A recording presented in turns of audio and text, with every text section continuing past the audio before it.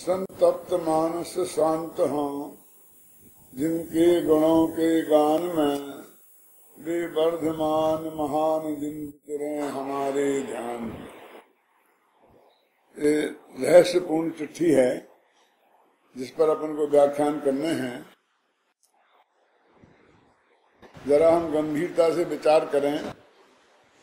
हम शास्त्र लिखते हैं और वो चिट्ठियों का भी महत्व नहीं पाते हैं। टोडरमल जी ने चिट्ठी लिखी और वो आज 250 वर्ष से शास्त्रों जैसी पूजी जाती है, पढ़ी जाती है। वैसे चिट्ठी किसे कहते हैं? एक आदमी दूसरे आदमी को लिखता है, लिखने वाला भी एक और पढ़ने वाला भी। ऐसी चिट्ठियां बहुत कम होती हैं कि जिसे हजारों हजारों लोग सैकड़ों वर्ष तक लगातार पढ़ें और जिन्हें कुंद कुंद के समय सार जैसा सात सभाओं में पढ़ा जाए। पंडित टोडरमल उन पंडितों में से थे कि जिन्होंने एक पत्र लिखा। इस पत्र के बारे में जो तत्व ज्ञान की गहरी चर्चा इसके अंदर है उसकी बात तो आगे विस्तार से आएगी ही, लेकिन हम आरंभ से ही बात देखें कि वो किस तरह बात शुरू करते हैं। इस रहस्यपूर्ण चिट्ठी के की महिमा बढ़ने से बहुत से लोगों को ऐसा शौक हुआ, नमी साहब, कि वे भी हम भी ऐसी चिट्ठी लिखें कि जो भविष्य में पढ़ी जाया करें। और उन्होंने साधारण चिट्ठियों में भी ऐसी बातें लिखना शुरू कर दी, लेकिन आज तक तो कोई सफल हुआ नहीं कि जिसके वो पत्र इस पत्र जैसी प्रतिष्ठा को प्राप्त कर सके हों। क्योंकि ये इस भावना से लिखा गया पत्र नहीं है कि भविष्य में ये शास्त्र की जगह पढ़ा जाए। ये तो बस साधर्मियों के सहज भाव से प्रश्न थे और उनके उत्तर में लिखा गया पंडित जी की दृष्टि में एक साधारण सा पत्र था। ऐसे पंडित तो आपने इस जगत में बहुत देखे होंगे जिन्होंने शास्त्र पढ़े हैं, पर ऐसे पंडित दुर्लभ हैं कि जिन्होंने शास्त्रों के साथ भी आत्मा भी पढ़ा हो। ऐसे पंडित भी कदाचित मिल जाएं कि जिन्होंने शास्त्र पढ़े हों और आत्मा पढ़ा हो, पर ऐसे पंडित मिलना बहुत दुर्लभ है कि जिन्होंने शास्त्र भी पढ़े हों, आत्मा भी पढ़ा हो और सारी दुनिया को भी पढ़ा हो, दुनिया की नब्ज भी जो जानते हो। महापंडित टोडरमल उन पंडितों में से थे कि जिन्होंने शास्त्र भी पढ़े थे, आत्मा भी पढ़ा था और दुनिया भी पढ़ी थी।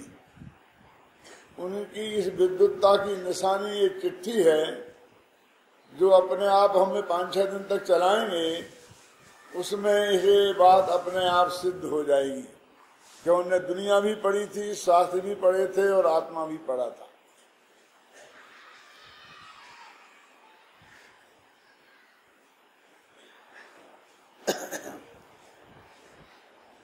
ये उस जमाने की चिट्ठी है कि जिस जमाने में आवागमन के कोई साधन नहीं थे और हम पैदल जाते थे या बैलगाड़ियों से जाते थे या घोड़े से जाते थे। बस आने जाने के साधन यही थे। जयपुर में पंडित टोडरमल जी रहते थे और मुल्तान नगर में कुछ जैनी भाई रहते थे। मुल्तान नगर आजकल पाकिस्तान में है, दूसरा देश हो गया है। उस जमाने में जयपुर से मुल्तान और मुल्तान से जयपुर आना कितना कठिन काम था। अब तो आज भी हो गया है, 2 देश बट जाने की वजह से। और ये चिट्ठी डायरेक्ट पंडित टोडरमल को लिखी गई चिट्ठी नहीं थी।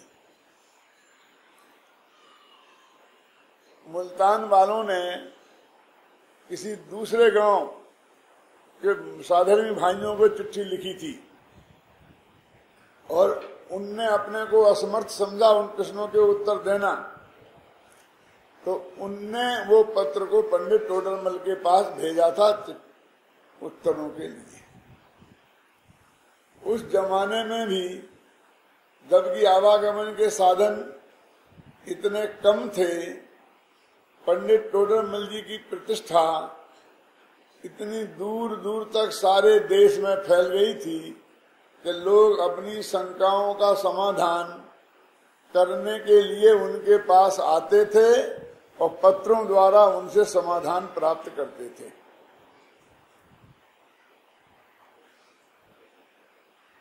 एक इंद्रध्वज विधान पत्रिका नाम की पत्रिका टोडरमल जी के साथ नहीं रहने वाले उनके अभिन्न मित्र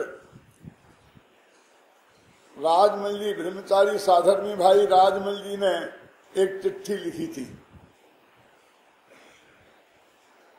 और उसमें ये लिखा था, जिन जिन गांवों को वो चिट्ठी भेजी गई थी उनके भी मुख्य मुख्य नाम लिखे हैं। तो विदिशा, बासोदा, भोपाल, इतने दूर दूर तक के नाम उसमें लिखे हैं कि इन इन गांवों में ये चिट्ठी भेजी गई। कैसे भेजी गई हो आप कल्पना के, आदमी को भेजना पड़ता था और आदमी पैदल जाता था। उसमें ये लिखा है कि यदि केवल ज्ञान की महिमा जानना चाहो तो आके पंडित टोडरमल से मिलो। केवल ज्ञान किसे कहते हैं ये समझना हो तो पंडित टोडरमल से मिलो। हम उनसे मिले और हमने जितने भी प्रश्न किए वो सारे प्रश्नों का उत्तर एक गोमटसार ग्रंथ की साखिसों देते भये एक ग्रंथ के आधार पर देते गए। तो तब हमें मालूम पड़ा कि उनका ज्ञान कितना अपार है और केवल ज्ञान की महिमा क्या है। अब आप समझिए उस वक्त उनकी क्या प्रतिष्ठा थी। जब ये चिट्ठी लिखी गई थी तब टोडरमल जी की उम्र 35 साल की रही होगी। क्यों? पहले तो ये माना जाता था कि टोडरमल जी की उम्र 27 वर्ष थी और उसमें ही उनका स्वर्गवास हो गया था। यदि उस हिसाब से माने तो ये उम्र 8-9 वर्ष की ही बैठती है, जो कि संभव नहीं है। मैंने अपने शोध प्रबंध में अनेक युक्तियां और तर्क देकर ये सिद्ध किया है कि जब उनका स्वर्गवास हुआ तब उनकी उम्र 47 वर्ष थी। और एक इतना मजबूत प्रमाण मुझे मिला, अलीगढ़ के पास कोई छोटा सा गांव है, वहां पर एक शास्त्र था, उसमें ये लिखा था कि अविरत सम्यक दृष्टि पंडित टोडरमल जी 47 वर्ष की आयु पूरी कर स्वर्ग पधार्या। इतना स्पष्ट शब्दों में लिखा था। उनकी क्या पोस्ट थी वो भी लिखी थी और कितनी आयु में उनका स्वर्गवास हुआ वो बात भी लिखी थी। और मैंने उसको फोटो कॉपी उस पत्र की अपने शोध प्रबंध में छापी है। तो 47 वर्ष की आयु थी उनकी और उनका स्वर्गवास हुआ है 1823 या 1824 के दिवाली के 10-5 दिन पीछे। बस इतना ही अंतर रह गया है कि 23 में हुआ कि 24 में, ये नहीं कह सकते, लेकिन हुआ दिवाली के 10-5 दिन बाद और 23 के पहले नहीं हुआ और 24 के बाद नहीं हुआ, क्योंकि 24 के बाद के प्रमाण उपलब्ध हैं कि उनका स्वर्गवास हो गया और 23 के तक के ये प्रमाण उपलब्ध हैं कि वे मौजूद थे। तो अब आप सोचिए जब वे 47 वर्ष के थे 23 या 24 में, और ये 11 में चिट्ठी लिखी गई, माने उनके स्वर्गवास के 12-13 वर्ष पहले लिखी गई। तो 47 में से 12-13 बरस कम कर दो तो 34-35 बरस की उम्र बैठती है। तो 34-35 बरस की उम्र में उनकी प्रतिष्ठा उस जमाने में जितनी दूर दूर तक फैल गई थी, उससे मालूम पड़ता है कि वो कितना बड़े विद्वान थे। देखिए अपन पढ़ते हैं थोड़ी, उसमें ही कुछ बातें आएंगी। सिद्ध श्री मुल्तान नगर महाशुभ स्थान में साधर्मी भाई अनेक उपमा योग्य अध्यात्म रस रोचक भाई श्री खानचंद जी, गंगाधर जी, श्रीपाल जी, सिद्धार्थ दास जी अन्य सर्व साधर्मी योग्य लिखी टोडरमल के श्री प्रमुख विनय शब्द अवधारण करना।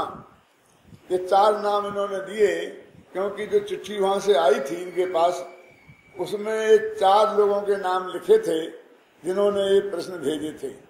और उन्होंने ये लिखा था कि हमारी गोष्ठी चलती है, उस गोष्ठी में इन प्रश्नों पर हमने बहुत चर्चा की लेकिन हमारा समाधान नहीं हुआ, इसलिए हम ये पत्र आपको लिखते हैं।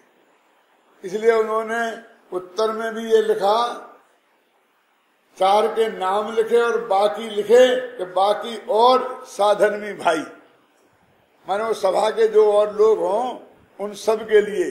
और बाद में ऐसा भी लिखा इसमें कि इस सभा में सबको बता देना ये बात।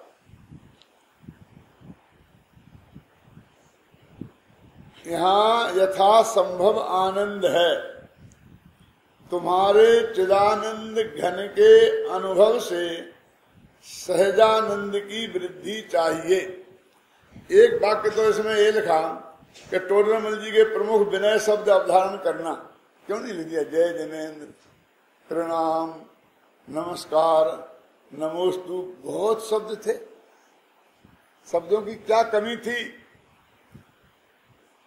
स्पष्ट उल्लेख कर देते कि वे नमस्कार कर रहे हैं, कि वंदना कर रहे हैं, कि जय जिनेन्द्र कर रहे हैं, कि जोहार साहब कर रहे हैं, लेकिन उन्होंने नहीं लिखा।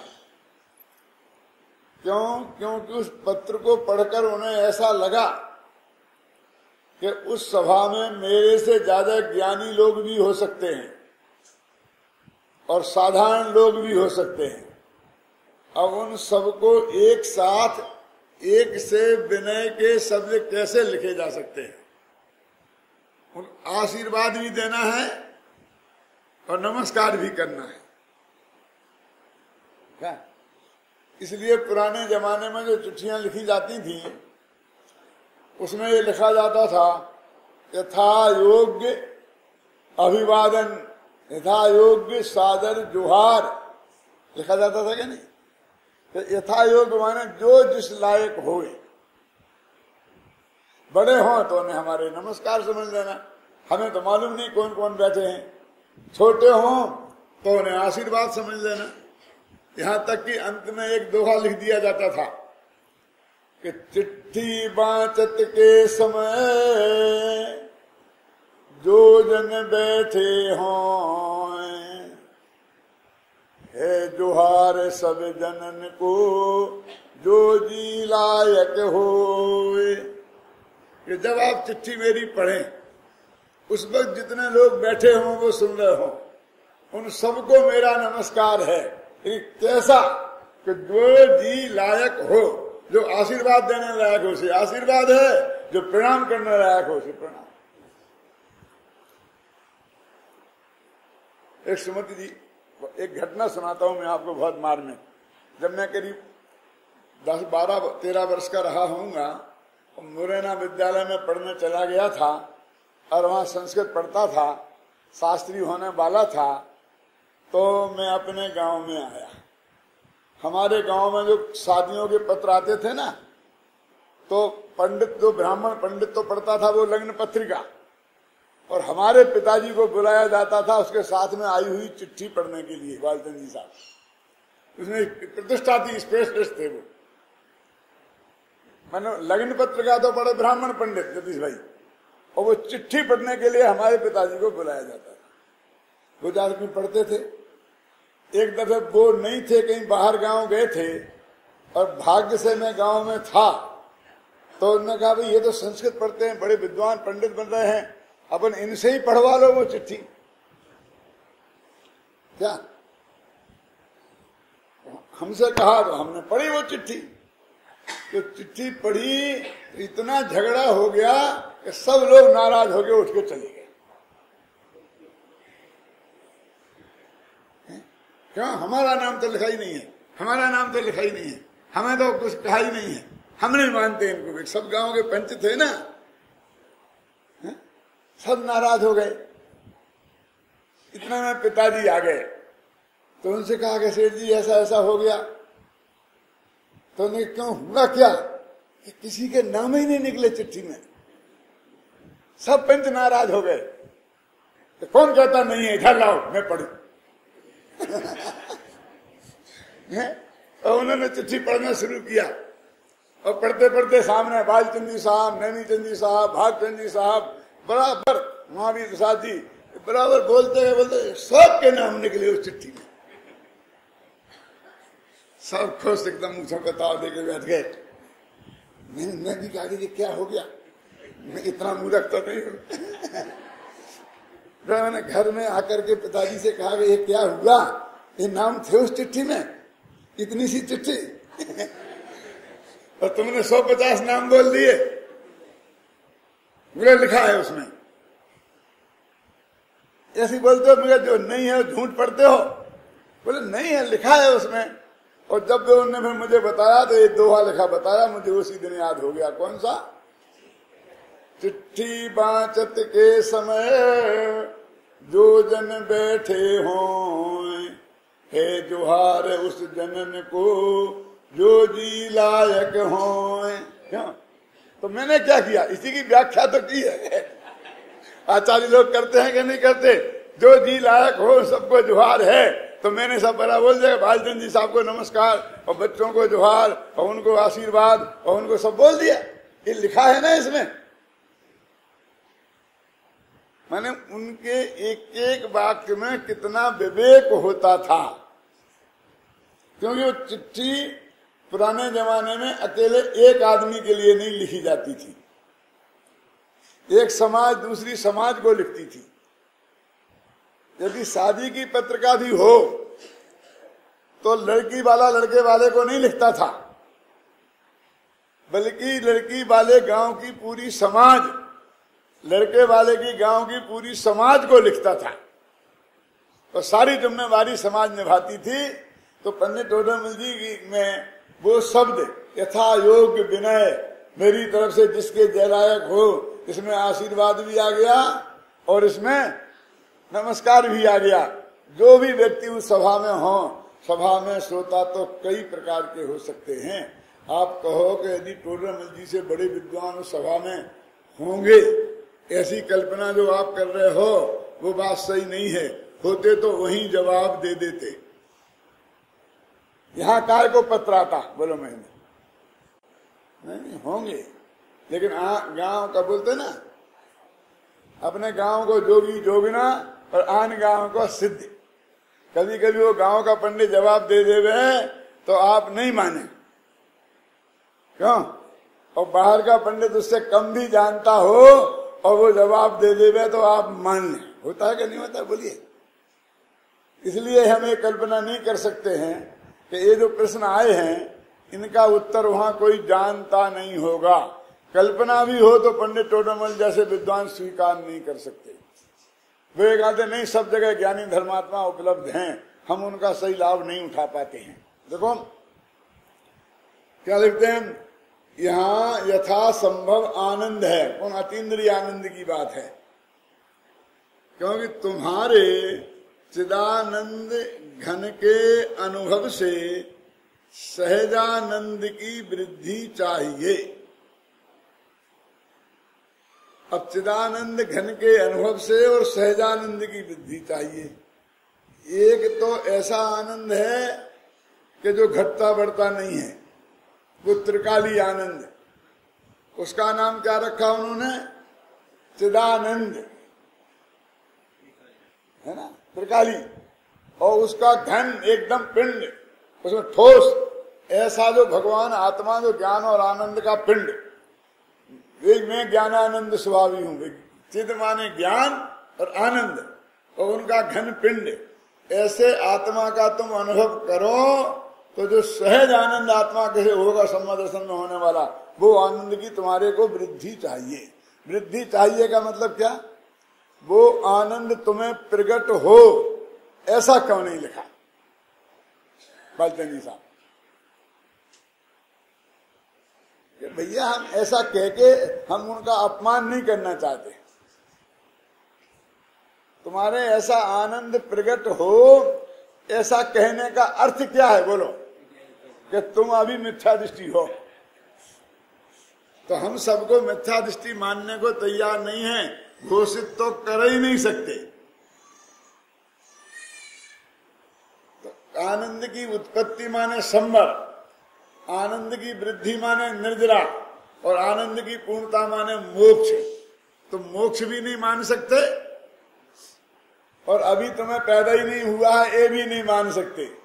तो पैदा तो हो गया है, थोड़ा बहुत बढ़ भी गया हो तो और बढ़े, अणुवृत्ति हो तो महावृत्ति हो जाए, सम्मा दृष्टि हो तो अणुवृत्ति हो जाए। तो तुम्हें क्या चिदानंद घन के आश्रय से सहजानंद की वृद्धि चाहिए। बात तो सीधी सच्ची है कि उन्होंने अपने ये कहा कि हम ये चाहते हैं कि आपको ऐसा भला हो, लेकिन इतनी सीधी सच्ची बात है नहीं। इसमें उन्होंने पूरा समय सार लिख दिया, समझने वाला होता कि सहजानंद की प्राप्ति, वृद्धि और पूर्णता चिदानंद घन के आश्रय से होती है, पर के आश्रय से नहीं होती, देवशास्त्र गुरु के आश्रय से नहीं होती, तीर्थों के आश्रय से नहीं होती, क्रियाकांड के आश्रय से नहीं होती, पूजा पाठ से नहीं होती, दानादिक से नहीं होती। ये जितने नहीं होते निकालना हो निकाल लो, जितनी तुम्हारी बुद्धि हो। जिन जिन चीजों से तुमने आनंद की प्राप्ति मान रखी हो वो उनसे नहीं होती, ऐसा समझ जाए।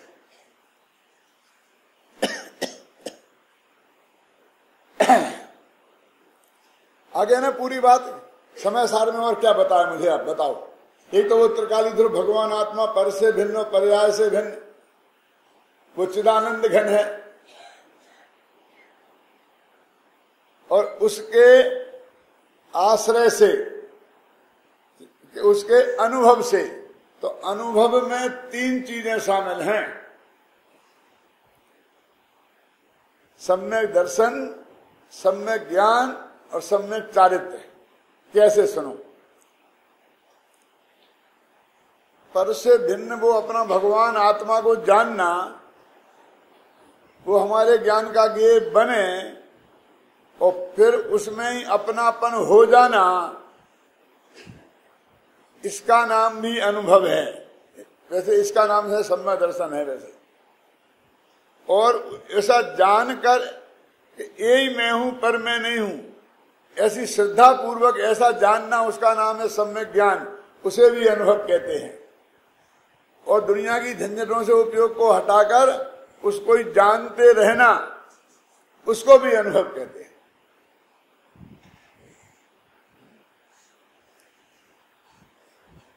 एक अनुभव तो आप सब लोग जानते हैं, लेकिन एक दूसरा अनुभव है जो लोग नहीं जानते हैं। मैंने एक आध दो जगह लिखा भी है, बोला तो कई दफे है। एक अनुभव तो ये कि जब अपना उपयोग सारे पर पदार्थों से हटकर अपने आत्मा पे जाता है ना, और उसमें हमें अपनापन आता है, समझो आनंद की कणिका जगती है, बोलते ना, रोमांच हो आता है, जिसका वर्णन आपने बहुत सुना होगा। एक तो वो अनुभव, तो वो कहते क्षणिक होता है, फिर उपयोग बाहर आ जाता है। और अब एक दूसरा अनुभव कौन, कि वो जो अनुभव हुआ आपको उस समय, जो त्रिकाली ध्रुव भगवान आत्मा को आपने अपना माना, जिसके कारण सम्यक दर्शन प्रकट हुआ, अब उपयोग बाहर आ गया तो उसे अपना मानना छूट गया क्या? बोलो, नहीं छूटा? नहीं छूटा। अच्छा, और उसे जानना छूट गया। उपयोग बाहर में आ गया, लेकिन लब्धि ज्ञान में अभी उसे जान रहा कि नहीं जान रहा। अच्छा, और उसको जो अनंतानंदी कसाय का अभाव हो गया, उसकी वजह से जो शुद्धि उत्पन्न हो गई, अब वो अभी कायम है कि चली गई? तो तीनों चीजें कायम है ना, श्रद्धा ज्ञान और चारित्र की निर्मलता, और तीनों का नाम यदि अनुभव है तो अभी अनुभव अभी भी कायम है। आप रोटी खाते वक्त, चलते वक्त, बिकते वक्त, सब इसको कोई अनुभव नहीं मानता। वैसे जगत में तो इसको ही अनुभव कहते हैं। बोलते हैं ना कि आपको कितने साल का अनुभव है, गंदे पानी का, नौकरी का, पढ़ाने का। जब साहब मैं 20 साल से पढ़ा रहा हूं पोस्ट डिग्री कॉलेज में, तो मुझे 20 साल का अनुभव है। बोलते कि नहीं बोलते हैं? तो 20 साल में हमेशा 24 घंटा पढ़ाते ही रहे होंगे, कि साल में मुश्किल से 100 पीरियड लिए होंगे 365 दिन में, और दिन भर थोड़ी पढ़ाते रहे। क्यों? तो जब पढ़ाते रहे वो भी और नहीं पढ़ाते रहे वो भी, वो काय में गिनते हैं। मैं 20 साल से पढ़ा रहा हूं, बोलते कि नहीं बोलते? हम रोटी भी खा रहे हैं तो पढ़ा रहे हैं। क्यों? कि पढ़ाने के लिए खा रहे हैं। यदि नहीं खाएंगे तो पढ़ा नहीं पाएंगे। समझ गए ना आप? माने हम पढ़ रहे हैं तो काय के लिए? पढ़ाने के लिए। हम रोटी खा रहे हैं तो काय के लिए? पढ़ाने के लिए। समझ में आया ना? तो वो उसको 20 साल का अनुभव मानते हैं कि 20 साल से कंटिन्यूशन में हमें पढ़ा रहे हैं, है ना? तो ऐसे वो तीनों चीजें कायम हैं, तो उसको भी बोलते हैं कि हमें अनुभव है। क्या? एक वो अनुभव कि जब उपयोग अपने आत्मा में लगा है तब, एक वो पढ़ाना कि जब हम पढ़ा ही रहे हैं। और इसमें तो आप ऐसा भी कह सकते हो कि हम बीच में पूछ रहे हो, अध्यापक पूछता है ना विद्यार्थियों से, तो कहता अभी तो पढ़ा कहां रहे, अभी तो पूछ रहे। क्या? फिर आपकी विद्यार्थियों को कॉपी जांच रहे, तो अभी पढ़ा कहां रहे, अभी तो कॉपी जांच रहे। लेकिन ये सारी चीजें पढ़ाने में शामिल है क्या नहीं है? परीक्षा ले रहे, कॉपी जांच रहे, क्यों? सब पढ़ाने में है ना। तो ऐसे जगह आगे बंद करके बैठ गए और उपयोग अंदर चला गया, नकली नहीं बैठ गए, असली। तो अकेले उसी का नाम अनुभव नहीं है। अब देखिए कि साहब कहां बात करते हो, कहां राजा भोज और कहां गंगू तेली, कहां वो अनुभव कि जिसमें अतीन्द्रिय आनंद की कणका जगती है, रोमांच हो आता है, और कहां ये रोटी खा रहे, पी रहे, युद्ध कर रहे, शादियां कर रहे। इस काल में भी आप कह रहे अनुभवी हो। इन दोनों में कितना फर्क है ना? मोर कौड़ी का अंतर क्या नहीं है? काशीवाजी क्यों नहीं है? तो मैं आपसे पूछता हूं कि जो 41 प्रकृतियों की बंद विच्छुत्ति हो गई, जो भी 41 जो भी हुई हो, तो वो अनुभव के काल में तो नहीं बंधेंगी जगदीश भाई। रोटी खाते समय तो बंधना शुरू हो जाएंगे, युद्ध लड़ते वक्त तो बंधना शुरू हो जाएंगे, शादी करते वक्त तो बंधना शुरू हो जाएंगे। कि नहीं होगी? तो मुफ्त में नहीं होगी। वो कर्म का बंध नहीं हो रहा है तो उसका कारण उसकी आत्मा में प्रकट रूप से उस समय विद्यमान है।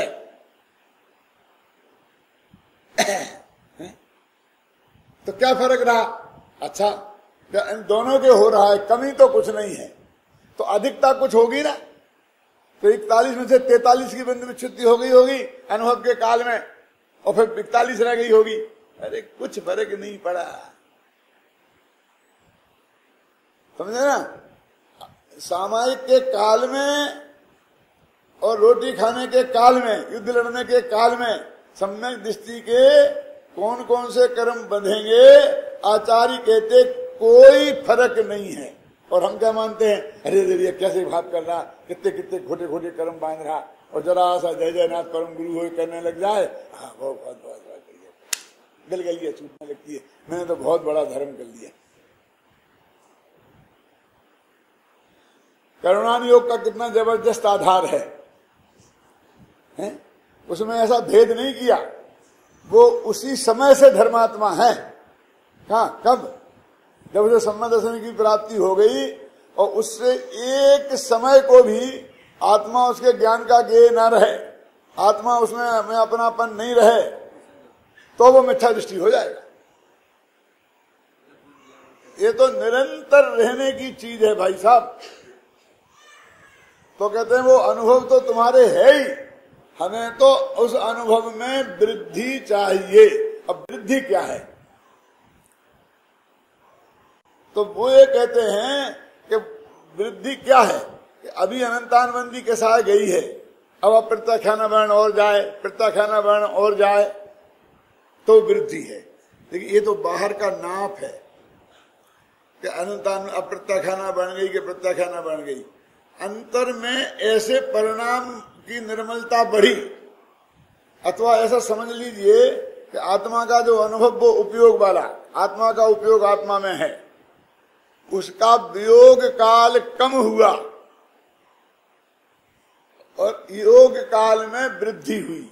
समझ में आए? फिर कहता हूं, पहले समय जब आत्मा का अनुभव हुआ था तब 1 सेकंड को आत्मा का ज्ञान उपयोग आत्मा में आया था,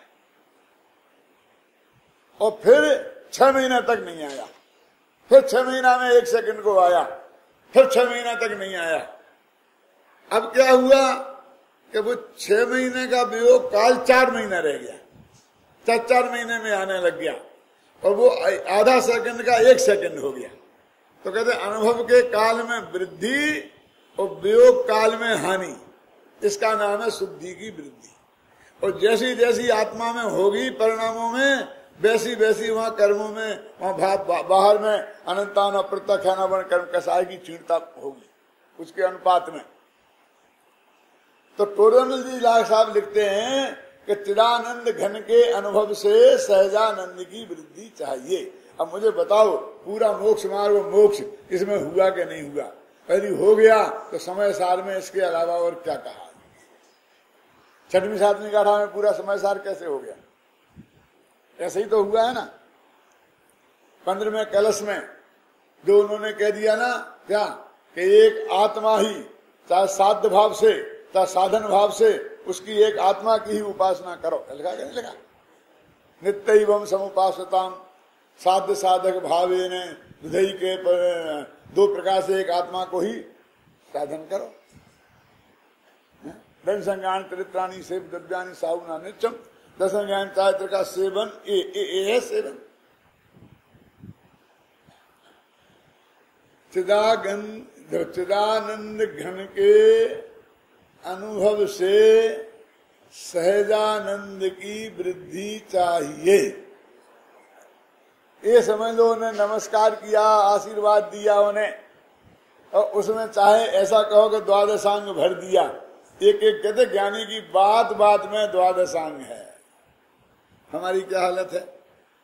कोई लड़की आए, हमारे चरण छुए, हाँ खुश रहो बेटा, दूध और फलो, क्या बोलते हैं, पूछते फलो और दूध है बोलते हैं। मैं तो बोलना भी नहीं आता।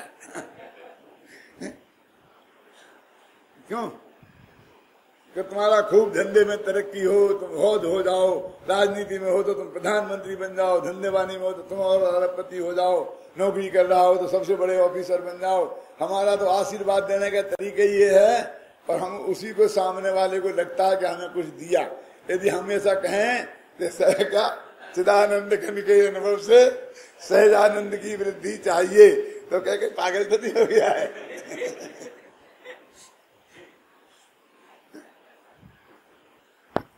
तो क्या है इसका अर्थ? तो ये बता रहा पूरा समय सार इसका अर्थ है।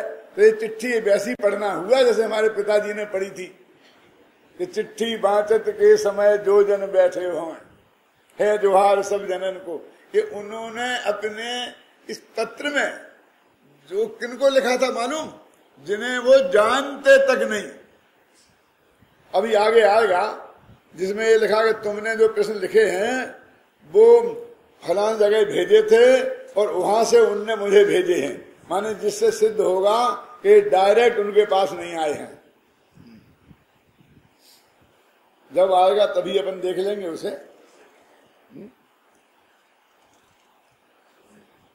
कौन से पेज पे? लास्ट वाले पे। वहां कैसे होगा? वहां तो नहीं होना चाहिए।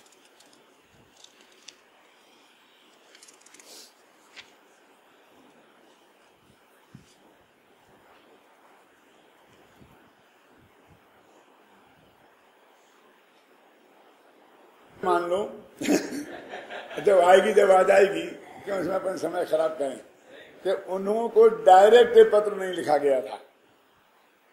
भाग्य की बात यह है कि जो उत्तर में उनने पत्र लिखा वो तो अपने पास है, लेकिन जिस पत्र का जो उत्तर लिखा वो पत्र अपने पास नहीं है। तो इस उत्तर में से अपन को ये निकालना है कि वो पत्र जो आया होगा उसमें क्या लिखा था। क्यों? एक प्रश्न ऐसा दिया जाना चाहिए सबको कि जिस प्रश्न के उत्तर में ये रहस्यपूर्ण चिट्ठी लिखी गई वो पत्र कैसा होगा, उस पत्र को आप लिख के लाइए। आता ना कि पिताजी को पत्र लिखो, गुरु जी को पत्र लिखो। क्यों है? यदि मैं प्रधानमंत्री होता तो क्या करता? मैं ये कहता हूं कि एक पत्र जो उपलब्ध है, जो उत्तर लिखा गया है, तो इसमें जो पत्र आया होगा वो पत्र बना हुआ, जिसके उत्तर में बन सकता है कि नहीं बन सकता है? क्यों? उत्तर से हमको मालूम पड़ जाएगा ना। मैं आपसे ये कहना चाहता हूं उन लोगों को, किन लोगों को, जिनके वो कभी साक्षात मिले नहीं थे, जिन्हें वो जानते नहीं थे, जिनसे उन्होंने डायरेक्ट पूछा नहीं था। जिनने पूछा था उनने अपने प्रश्न नहीं पूछे थे, दूसरों के प्रश्न। कि उनकी चिट्ठी हमारे पास आई है तो उस पत्र मैं आपके पास भेजता हूं, क्योंकि उत्तर हमारे को मालूम नहीं है उनका। और उसके उत्तर में उनने वहां पर ये चिट्ठी लिख करके भेजी। ऐसे लोगों को वो लिखते हैं, चिदानंद घन के अनुभव से सहजानंद की वृद्धि चाहिए। पूज्य गुरुदेव श्री सारे जीवन भर 45 वर्ष तक लगातार आत्मा आत्मा समझाते रहे। और कई दफे तो हमने भी देखा है, मद्रास का पंच कल्याणक था और सारे तमिलनाडु के लोग बैठे थे, क्यों बड़ा नाम था ना, तो आ गए थे, सब बैठे थे। जो हिंदी का अक्षर नहीं जानते, गुजराती का अक्षर नहीं जानते, आके बैठे थे और गुरुदेव ने शुरू किया त्रिकाली तिर भगवान आत्मा। हमको ऐसा लगे क्या कर रहे हैं, अरे यहाँ तो सरल सरल बातें बताना चाहिए हैं? इन्हें तो नमोकार मंत्र सुनाना चाहिए, इन्हें क्या? तो उस वक्त हमको ऐसा लगा कि जैसे गुरुदेव को व्यवहार आता नहीं है, क्योंकि व्यवहार से दूर है जिंदगी भर से। 22 वर्ष की उम्र में दीक्षा लगी, उन्हें क्या पता व्यवहार क्या होता है, दुनिया कहाँ की कहाँ पहुंच गई है। हम होते तो हम क्या? लेकिन बाद में धीरे धीरे हमारी समझ में आया कि उनका कहना तो ये है कि हमारे पास तो ये माल है, तुम्हें लेना हो तो लो, नहीं लेना हो तो नहीं लो। समझ में आए तो ये है और नहीं समझ में आए तो ये। और हम क्यों नहीं आएगी समझ में? तुम भगवान हो ना। जब शेर की समझ में आई थी तुम्हारी समझ में क्यों नहीं आएगी? वे मुनिराज सोचते क्यों कि शेर को क्या समझाएं, ये थोड़ी तो क्या होता, बोलो, उसे देशना लब्धि नहीं मिलती, सम्मादर्शन नहीं होता। जब मैं तीर्थंकर भगवान और महावीर एक किताब लिख रहा था, तब कितने वर्ष पहले, सन 72-73 में, कितने हो गए 32 वर्ष हो गए। तो उस वक्त मेरे को ये बहुत विकल्प आया बालचंदी साहब कि मुनिराजों ने उस शेर को समझाया होगा तो क्या समझाया होगा। कि वो मैं बहुत शास्त्र पढ़े कि उसमें क्या लिखा, बहुत जगह ऐसा लिखा था, हे शेर तू तो भगवत का तीर्थंकर है, तू तो महावीर तीर्थंकर होने वाला है, तू तो मोक्ष जाने वाला है, तू ऐसा कुकर्म क्यों कर रहा है। तो मेरे को नहीं जची कि वो क्या जाने तीर्थंकर क्या जाने मोक्ष क्या जाने कुकर्म, क्या समझ रहा होगा। और इससे सम्मादर्शन हो गया। सम्मादर्शन होने के लिए देशना लब्धि में तो त्रिकाली तो भगवान आत्मा का स्वरूप समझना चाहिए और बताना चाहिए। तो मैंने कहा कि भाई वो त्रिकाली ध्रुव को तो समझ नहीं पाएगा ना, इसलिए उनने ऐसा लिखा होगा। फिर मेरे को प्रश्न अंदर से आया तो ये कौन सा समझ पाएगा वो, जैसा त्रिकाली ध्रुव और जैसे ही तू भविष्य का तीर्थंकर होने वाला है, उसके लिए तो दोनों ही बातें एक सी है ना। इसलिए अपन को तो यहाँ उन मुनिराज के मुख से शेर को उपदेश देने के लिए वो ही बात लिखना चाहिए जो सम्मा दर्शन में निमित्त बन सकती है। तो प्रेस में रातों रात किताब छप रही थी, क्योंकि भगवान महावीर के उस धर्म चक्र में ले जानी थी किताब। तो रात के जाकर के 2 बजे मैंने प्रेस में से मशीन पे से किताब उतरवाई और फिर वो 2-3 पेज उपदेश लिखते और वहां उसमें जोड़ा। ऐसे ये गंधर्वदेव जो भगवान महावीर की स्तुति कर रहे हैं, वो है ना, उनका मिथ्या चला गया। तब भी विकल्प आया कि किन शब्दों में की होगी, तो वो भी मैंने मशीन पे से उतरवा के 4 पेज लिख करके उसमें जोड़ी थी 30-35 साल पहले। इसका विचार नहीं करना कि ये समझेगा कि नहीं समझेगा, हमें तो वो ही समझाना जो आत्मा के कल्याण के लिए डायरेक्ट निमित्त हो। मैं आपसे पूछता हूं, कोई आदमी एमए पढ़ा रहा है, एमए की क्लास में कोई आदमी संस्कृत वाला पहुंच गया, हिंदी पढ़ा रहा, अंग्रेजी वाला पहुंच गया और उसे एक अक्षर नहीं आता है, तो क्या करे प्रोफेसर? अंग्रेजी पढ़ाने लगे हिंदी छोड़ के। गणित की क्लास में कोई बायोलॉजी का आदमी पहुंच गया तो क्या करे, वो बायोलॉजी पढ़ाने लगे गणित छोड़ के। नहीं समझता और आया है तो वो आया है गलत जगह, हम क्या करें? वो तो कहते हैं हम तो यही बताएंगे, चिदानंद घन के अनुभव से सहजानंद की वृद्धि चाहिए, और हम तो आशीर्वाद भी ऐसे ही देंगे, बाल बच्चे जो हो जाएं, रुपया पैसा हो जाए, धन संपत्ति हो जाए, हम तो ऐसा आशीर्वाद भी नहीं देंगे, क्योंकि ये आशीर्वाद तो कह तो रहे मुंह से के खुश रहो, लेकिन ये आशीर्वाद दुखी रहने का है। क्यों? ये परिग्रह बढ़ जाएगा क्या तो सुखी होगा कि दुखी होगा?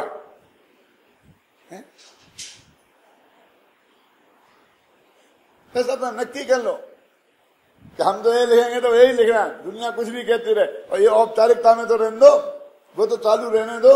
हमारे बाप दादों ने इतना तो बचा के रखा था, ये चिट्ठी लिखते थे ना, तो लिखते थे अत्र कुशलम तत्रास्तु, क्यों? अंत में लिखते थे से शुभ। हमने सब बंद कर दिया। अरे भाई, उसका अर्थ आज नहीं तो कल कोई समझेगा।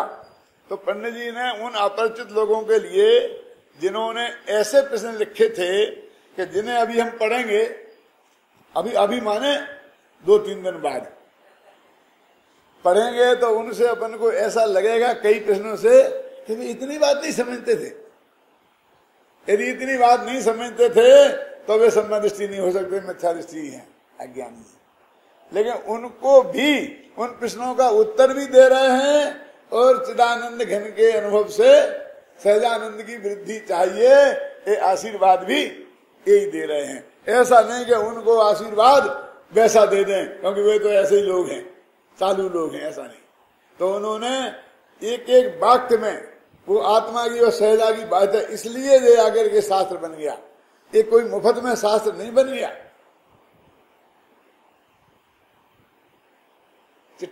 कोशिश तो लाखों लोगों ने की, लेकिन इस कलकत्ता का सौभाग्य है कि यहाँ के भी एक व्यक्ति के पत्र शास्त्र बन गए। निहाल जी सोगानी का है ना, ज्ञानी धर्मात्मा तो वे थे, ऐसा तो सब कुछ गुरुदेव सिंह ने कहा है, लेकिन उनके पत्र भी किताबों के रूप में छपे और किताबों के रूप में ही वो पढ़े गए। मैं तुलना नहीं करना चाहता हूं कि रहस्यपूर्ण चिट्ठी से उनकी तुलना करने से कोई फायदा नहीं है, लेकिन कम से कम उन्होंने वो स्थान तो पाया ना, है? जो और सैकड़ों लोगों ने कोशिश करके भी नहीं पा पाया, क्योंकि वो इसलिए ही थे। अपने एक शास्त्र में आता है, पंचरत्न में कहानी आती है कि एक राजा के घर मुनिराज आए आहार लेने, तो वे मुनिराज रिद्धिधारी थे, तो उनका आहार हो गया, तो वहां रत्नों की वर्षा हुई। उसी समय में एक नाई राजा के बाल बनाने आया था। अब राजा तो उसमें लग गए, तो वो बैठा था कि निपटे तो मैं बाल बनाऊं। तो उसने ये सब देखा क्या तो उसने कहा कि अरे इन नंगों को आहार देने से तो रत्न बरसते हैं, जिंदगी भर की दरिद्रता चली जाए। तो उसने जाकर के तरकीब से वो विधि सीखी आहार दान की और पढ़ाया मुनिराजों को, और अंदर घर में ले गया और गरम गरम खीर बनाई थी। तो महाराज के ऐसे हाथ में ऊपर से खीर डाली और ऐसा ऊपर देखे, खीर डाले हाथ में और देखे ऊपर, अब रत्न बरसे, अब रत्न बरसे। बोलो, रत्नों की वर्षा का इतना लोभ पुण्य भाव है कि पाप भाव। उसके पुण्य महाराज के तो हाथ जल गए, तो गरम गरम खीर एकदम डाल दी, और थोड़ी बहुत भी नहीं, एकदम डालता ही गया है, तो पत्थर बरसेंगे ना। तो ऐसे ही नकल की इस भावना से कि मैं यदि ऐसा करूंगा, आहार दूंगा, तो मेरे को ये लाभ होगा, मैं पत्र लिखूंगा, इसमें आत्मा फात्मा लिख दूंगा बीच बीच में, तो ये मेरे पत्र भी छप जाएंगे। ऐसी भावना से ही वो पत्र लिखे उस वक्त, तो वो गारंटी से छपने वाले नहीं है। निहाल जी ने भी इस भावना से नहीं, कल्पना भी नहीं की होगी उनने कि कभी ये पत्र छापे जाएंगे। बोलो, तो इसलिए ये ऐसा महत्वपूर्ण पत्र है, नाम कहने को तो पत्र है, दे चिट्ठी है, लेकिन इसमें कितना तत्व ज्ञान भरा हुआ है उसकी चर्चा अपन आगे